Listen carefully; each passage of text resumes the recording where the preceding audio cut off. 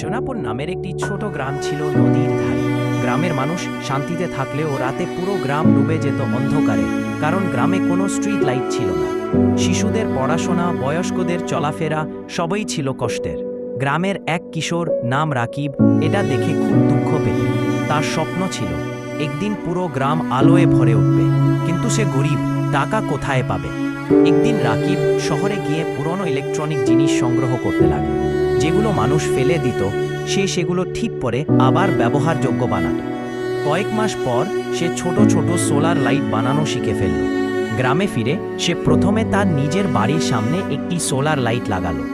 রাতে যখন আলো জ্বলে উঠল, সবাই অবাক হয়ে গেল। গ্রামের লোকেরা রাকিবকে সাহায্য করতে শুরু করল। যে যত পারল একটু করে টাকা দিল। 2 মাসের মধ্যেই রাকিব পুরো গ্রামের রাস্তায় সোলার লাইট লাগিয়ে ফেলল। রাতের অন্ধকার বদলে গেল আলোয় ভরা নিরাপদ পথে।